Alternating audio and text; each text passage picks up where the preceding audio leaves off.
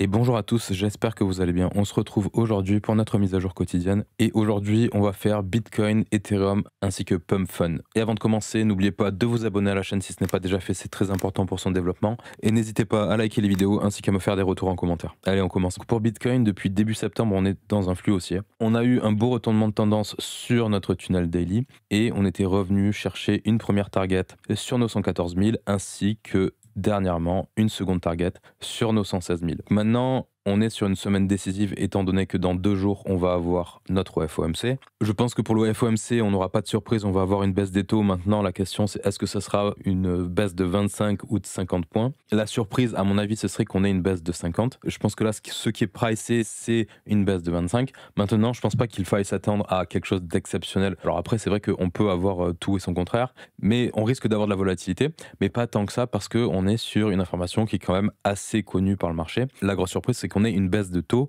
qui soit plus importante que prévu. Ça, c'est possible, et ce qui pourrait amener beaucoup plus de volatilité. Maintenant, techniquement, ce qui est possible par contre, c'est que actuellement, on se trouve sur une zone où on peut avoir un retournement de tendance potentiel, et on pourrait avoir une correction qui nous ramène sur des niveaux d'intérêt avant de pourquoi pas continuer cette tendance haussière qu'on a initiée début septembre. Là, techniquement, on est toujours au-dessus de nos moyennes mobiles moyen terme, on est au-dessus de notre 4 heures, de notre 1 heure. Au niveau de nos moyennes mobiles, on peut observer qu'on a une perte de momentum sur le court terme parce qu'on est passé sous notre 5 minutes. On voit qu'on tenait bien notre 5 minutes. Là, on est passé sous notre 5 minutes. On est aussi passé sous notre 15 minutes et ça s'est fait juste après avoir comblé totalement cette zone de déséquilibre qu'on avait ici sur nos 116 200. Et directement derrière, on voit qu'on est venu combler une première zone ici, on a eu une belle réaction ici. Par contre, on n'a pas respecté cette zone à court terme en 1 heure et on est revenu sur une seconde zone ici, sur un déséquilibre qu'on a en 1 heure aussi et qu'on a aussi en 4 heures ici. Ça pourrait être à court terme une première localisation sur laquelle on pourrait marquer un plus bas plus haut. Maintenant, si à court terme, cette tendance baissière qu'on a ici se poursuit,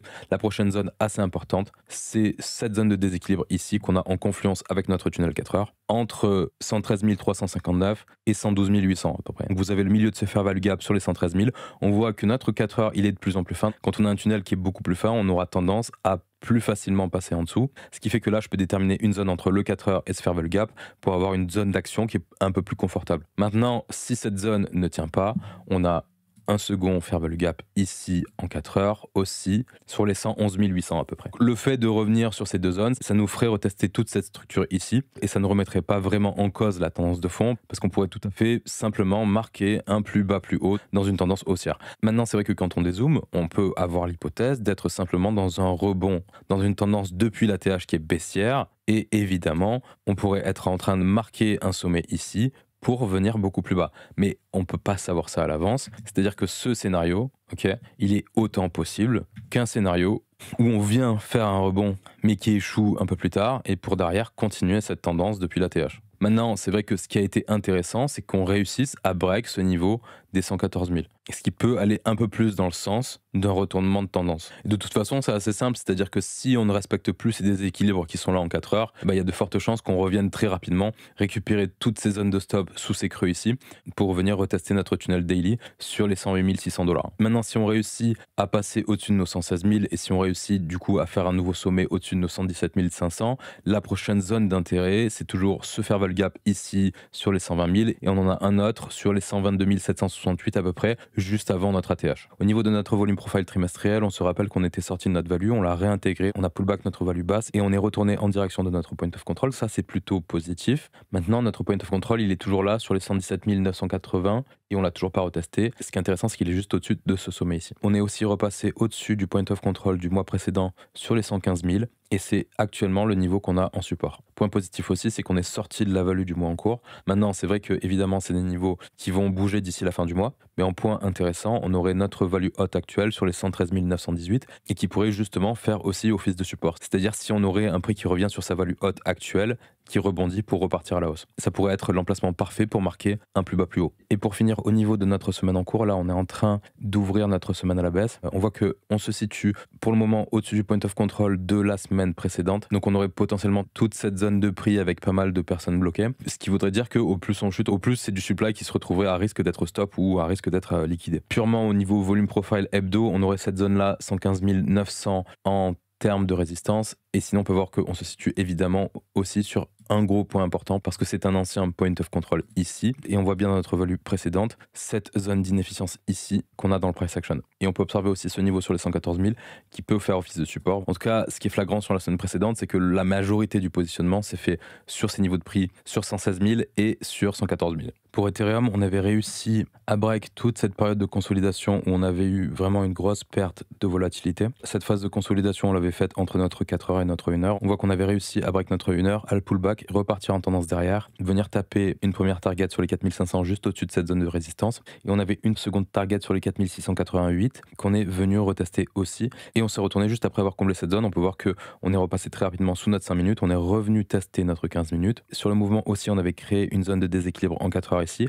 qu'on est venu retester. On voit qu'on a eu quand même une réaction sur cette zone de déséquilibre avec une tentative de repasser au-dessus de notre tunnel 15 minutes. Mais derrière, on voit que ça n'a pas pris. On a break une nouvelle fois notre 15 minutes à la baisse et pour le moment, on est revenu sur notre tunnel 1 heure. Lors du mouvement aussi, on avait aussi créé cette zone de déséquilibre sur les 4470. Donc là, on arrive progressivement sur la prochaine zone d'intérêt importante. Et si elle ne tient pas, ça voudrait dire qu'on va probablement revenir tester notre tunnel 4 heures sur les 4344. Maintenant, tant qu'on ne fait pas de plus bas, on reste toujours dans une phase de consolidation juste sous notre ATH. Au niveau des points pivots, on a toujours ce niveau annuel sur les 4260 en confluence avec notre tunnel 4 heures. Et c'est à peu près tout, hormis le fait qu'on a cette confluence aussi sur les 5200 à venir tester en cas de nouveau plus haut. Au niveau du volume profile trimestriel, on n'a pas de grands changements majeurs. On a toujours notre point of control trimestriel actuel qui se trouve ici sur les 4300 en confluence. Vraiment, la zone sur les 4300, c'est vraiment une zone importante. S'il advienne qu'on la break, à mon avis, on va très rapidement venir sous cette zone ici sur les 4200. Et ensuite, on aurait toute cette zone de déséquilibre à venir combler, sous les 4050 $. Et sinon, au niveau mensuel, on voit que le niveau qui nous a stop pour le moment, c'est la value haute du profile précédent. Donc pour le moment, on échoue à s'extraire de la value du mois précédent. Par contre, ce qui est intéressant, c'est que sur le mois actuel, on a réussi à sortir de la value et on voit qu'on a le même contexte que sur Bitcoin. On aurait potentiellement une zone de support ici sur les 4459 en confluence avec notre fair value gap en 4 heures. Et sinon, notre point of control actuel, il est vraiment aligné avec le point of control précédent. Vraiment, la zone entre 4300 et 4250, c'est un gros niveau de support. Et au niveau de la semaine en cours, on voit qu'on a quand même fait une tentative d'extraction de toutes les values des semaines précédentes, mais pour le moment, on est en train de réintégrer la value de la semaine précédente. Potentiellement, on risque d'avoir un peu plus de consolidation dans cette zone avant de, pourquoi pas, reprendre une direction haussière. Du coup, ce que je vois actuellement, c'est que idéalement, ce niveau, c'est vraiment le niveau parfait pour faire un plus bas plus haut et ensuite reprendre une tendance haussière. Parce que vraiment, si on casse 4300, à mon avis, on va très rapidement venir tester cette zone de déséquilibre. Et sinon, au niveau de la force relative, depuis le 10 septembre, on est plutôt en force contre les alts, même si c'est pas non plus exceptionnel. Contre Solana, on est toujours en sous-performance. On a toujours un Solana qui surperf le reste. Contre Bitcoin, on voit qu'on avait eu une légère surperformance, mais là, c'est plus trop ça depuis quelques jours. Et sinon, on surperforme XRP. Et on est aussi en train de sous-performer contre BNB, que je viens de rajouter. Et on va finir avec Pump. Mais du coup, on avait eu une belle correction post-listing, zone de consolidation sous notre tunnel 1 heure, tentative de reprise de tendance haussière. Donc on avait quand même une belle tendance haussière qui reprend, avec une première zone de déséquilibre qui avait été comblée. On était revenu tester une seconde zone ici, et on avait eu un retournement de tendance pour marquer un second bottom sur fin août. Et en fait, ce qui s'est passé, c'est que sur une grosse unité de temps, on a marqué un double bottom. Quelque chose de vraiment très propre. En réalité, on est simplement venu marquer notre second creux dans la reload zone de l'impulsion haussière du premier. Derrière, on a une réaction haussière, on est repassé au-dessus de notre 15 minutes, au-dessus de notre 1 heure, au-dessus de notre 4 heures. On avait déjà eu une première tentative de break du 4 heures qui avait échoué. Cette fois, ça a réussi. On voit que on passe au-dessus, on a notre 15 minutes qui continue de tenir la tendance. On se retrouve avec notre cross 1 heure 4 heures et on a notre prix qui vient pull back, ce couple 1 heure 4 heures ici. Super contexte quand on fait ce genre de choses, sachant que derrière, on a réaction haussière, formation de fair value gap en 4 heures. D'ailleurs, on voit que juste avant, on en avait créé un qu'on a été revenu tester et qu'on avait respecté. Et là, on a un actif qui crée des fair value gap en 4 heures, respecte, tient son 15 minutes et derrière on part en tendance, on vient break la neckline de notre W ici, on vient donner vie à ce double bottom ici sur les 0.04183, on continue notre tendance, donc on se retrouve quand même avec des phases d'hésitation, ce qui est tout à fait normal parce que là par exemple on est revenu sur nos niveaux post-listing, qu'on a une phase de consolidation autour de notre 15 minutes, mais quand même toujours pareil, c'est que derrière on continue d'avoir des phases de breakout avec formation de déséquilibre en 4 heures et à chaque fois bim on revient tester, que ce soit succinctement ou totalement, nos déséquilibres en 4 heures, mais on les respecte. La formation de déséquilibre en 4 heures, on revient, tunnel 15 minutes plus fair value gap en 4 heures, on repart à la hausse. Formation de déséquilibre, on revient, on teste une partie du déséquilibre, on repart à la hausse. Et on tient notre 15 minutes. Là, encore une fois, on a une belle succession de déséquilibres en 4 heures. Et dernièrement, on a marqué un plus haut sommet. On voit qu'on a eu un retracement sur notre 15 minutes. Et encore une fois, là, on repart à la hausse. On est sur un actif qui, pour le moment, a encore un fort momentum haussier. On peut encore faire de nouvelles ATH. On va voir en termes de target ce qui serait possible d'atteindre. Maintenant, là, ce qu'il est préférable de faire, c'est si on veut spéculer sur Pump Fund, c'est plutôt d'essayer de faire du suivi de tendance sur une horizon de temps court terme parce que on est quand même sur un actif qui a bien entamé sa tendance et qui potentiellement aura à un moment donné une correction pour venir chercher des targets qu'on pourrait aussi identifier et qu'on va identifier tout de suite. Déjà, ce qu'on va faire, c'est au niveau des targets haussières, comme on est sur un actif qui est vraiment plutôt récent, au niveau des points pivots, on peut pas faire grand chose de plus que de regarder les pivots mensuels et les pivots hebdo. Donc déjà au niveau mensuel, sur ce qu'on vient de faire en termes de price action, ce qui est intéressant d'observer, c'est qu'il y a un moment donné où on a eu quand même un beau changement de tendance, c'est le moment où on a break ce pivot mensuel ici, qu'on a pullback et c'est derrière où on est reparti en tendance. Et d'ailleurs, c'était en confluence avec notre 1 heure et notre 4 heures. Ensuite, on voit que derrière, on a quand même des phases où on a des réactions sur ces niveaux, mais des fois, ils sont complètement éclipsés. Quand on a un actif avec un fort momentum haussier comme ça,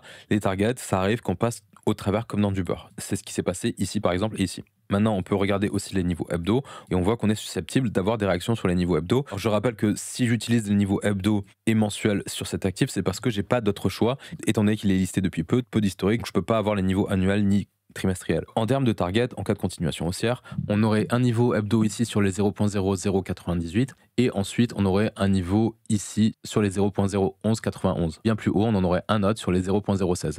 Et pour le moment, c'est à peu près tout ce qu'on peut avoir sur les niveaux de pivot. C'est déjà bien. Sinon, comme autre outil pour déterminer des targets, ce qui est intéressant quand on est sur un actif qui est en découverte de prix comme ça, c'est d'utiliser une VWAP ancrée depuis le début de cotation de l'actif en question et de regarder les écarts types de cette VWAP. Donc là, ce qu'on va faire, c'est qu'on va prendre cet indicateur ici, que vous pouvez prendre en tapant ça. C'est ce premier indicateur ici, par Rumpy Pumpy. Vous le prenez, vous le mettez, et ensuite dans les paramètres, vous mettez sur la date qui correspond au début de cotation de l'actif. Et ensuite, là, dans les paramètres, vous avez multi 1, 2, 3, 4, 5, et vous pouvez mettre plusieurs déviations de votre VWAP. Vous pouvez potentiellement en mettre autant que possible, mais du coup, ces niveaux-là peuvent vous donner des niveaux de target, et c'est des niveaux sur lesquels vous êtes susceptible d'avoir des réactions. Là, vous pouvez voir que, par exemple, là, j'ai 8 niveaux, et on peut voir quoi? On peut voir que récemment, on a eu des points de contact sur la déviation numéro 5. Là, actuellement, on peut être sur un niveau de résistance qui va empêcher le prix de repartir à la hausse. Mais sinon, en termes de target, du coup, vous pouvez avoir votre déviation numéro 6 ici sur les 0.010 653, votre déviation numéro 7 ici sur les 0.01178 et votre déviation numéro 8 sur les 0.012 92. Et ainsi de suite, c'est-à-dire que vous pouvez mettre 9, 10, 11, 12, etc., etc. Mais du coup, vous pouvez observer que c'est des niveaux qui peuvent tout à fait être pertinents. Alors pas tout le temps évidemment parce qu'on est sur un marché et tout est possible. Ce sont simplement des outils qui peuvent vous aider ou qui peuvent ne pas du tout vous aider. Mais si vous avez besoin d'avoir un guide supplémentaire pour déterminer des targets sur un actif qui est en découverte de prix à la hausse comme à la baisse, et ben c'est un outil que vous pouvez utiliser. Donc ça c'était pour les targets en cas de continuation haussière. Maintenant en cas de retournement à la baisse, évidemment si on break notre tunnel 15 minutes, de manière très simple, on a toute cette zone de déséquilibre en 4 heures à venir combler. Sur les 0.006956, notre tunnel 1 heure qui est ici sur les 0.006229. Et ensuite, c'est vrai qu'on a deux belles zones de déséquilibre qui sont ici, sur les 0.005618, ainsi que ici, sur les 0.005087. Et après, c'est vrai qu'on a notre tunnel 4 heures sur les 0.004546, qui correspondrait quasiment à un retour sur notre neckline. Bon, on n'y est pas encore. Jusqu'à preuve du contraire, on est toujours sur un actif qui est bien orienté à la hausse. Maintenant, c'est vrai que là, on pourrait être dans un début de perte de momentum haussier. Et on pourrait aussi tout à fait utiliser les retracements de Fibonacci, surtout pour voir si on a des confluences avec des niveaux. Là, je l'ai pris du pic au bottom jusqu'au top actuel. Et on peut voir que là, on a notre first stop qui s'aligne quasiment avec le bas de ce fair value gap. On a notre 50% de retracement qui s'aligne parfaitement avec ce fair value gap ici. Et on a le début de notre reload zone qui est pas très loin de celui-ci. Et après, évidemment, vous pouvez utiliser les points pivots, par exemple, si c'est un outil qui vous parle beaucoup plus. Et pour finir, au niveau du volume profile, quand on met un composite sur tout le price action, il n'y a pas vraiment de grosses surprises. C'est-à-dire que la majorité du positionnement s'est faite sur cette structure ici, structure dont on s'est affranchi. On voit que là, on est complètement hors de la value. Notre value haute actuelle, elle est sur les 0.003995 et notre point of control sur les 0.003397. On est complètement éloigné s'éloigner de ces niveaux de prix. Donc maintenant, en mensuel, c'est un peu plus pertinent, c'est-à-dire que sur les 2 mois précédents, on est quand même sur 2 beaux mois d'accumulation. Mais là, pareil, c'est-à-dire que depuis le début de l'année, on a fait une extraction de la value actuelle et on aurait notre value haute sur les 0.006090 en support ici. On voit qu'en termes de volume, ce fair value gap, il est plutôt flagrant dans notre volume profile et le point of control de notre mois en cours, il est sur les 0.004891. Gros niveau d'intérêt si jamais on revient ici, dans cette zone-là. Et sinon, au niveau de la semaine, c'est pareil, c'est-à-dire qu'on est dans une belle trend haussière. On est complètement sorti de la value de la semaine précédente. Par contre, attention, on voit que actuellement on a ce volume node ici. On est toujours dedans, donc c'est OK. Et si on chute un peu trop, ça pourrait accélérer cette chute étant donné que toutes ces personnes-là, elles vont se retrouver stop et liquidées. Et sinon, au niveau de la force relative, il n'y a vraiment aucune surprise qu'on est sur un actif qui est en surperformance contre tout le reste du marché. Maintenant, attention, là, on est peut-être en train d'avoir une perte de momentum et du coup, on risque probablement d'avoir une correction à court terme. Voilà, ça conclut cette analyse. J'espère que ça vous a plu. N'oubliez pas de vous abonner, de liker les vidéos et de mettre des commentaires. Et je vais vous souhaiter une bonne journée ou une bonne soirée et je vous dis à la prochaine. Allez, ciao, ciao.